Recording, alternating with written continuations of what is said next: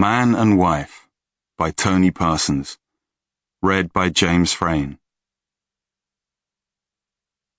My son has a new father. He doesn't actually call the guy Dad. Come on, he wouldn't do that to me. But I can't kid myself. This guy, Richard, bloody Richard, is there when my son eats his breakfast. Cocoa Pops, right? See, Pat? I still remember the Cocoa Pops.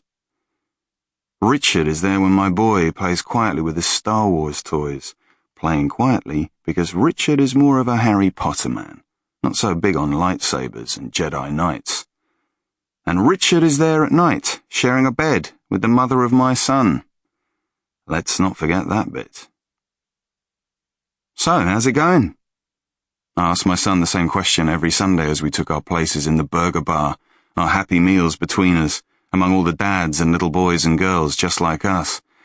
You know, the weekend families. Good, he said. Good. Just good.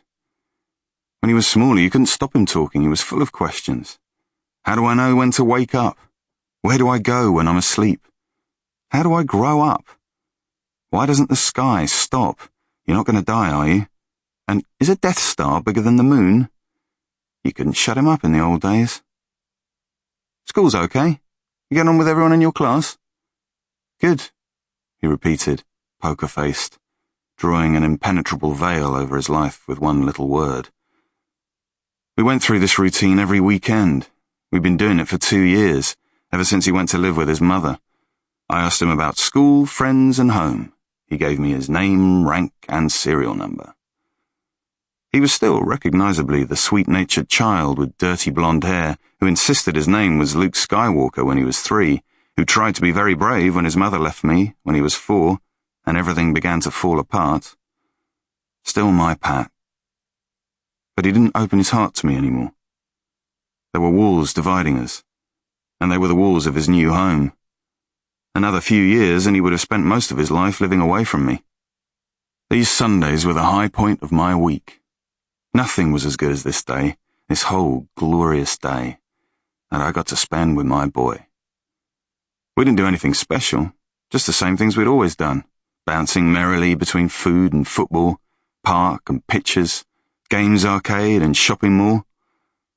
But it felt different from when we lived together, because now, at the end of all these ordinary, perfect days, we had to say goodbye.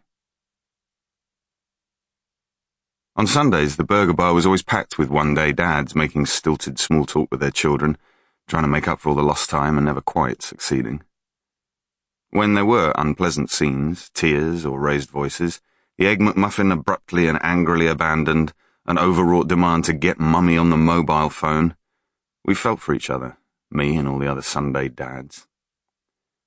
As Pat and I lapsed into silence, I noticed that there was one of them at the next table being tortured by his daughter, a saucer-eyed 10-year-old in an Alice band.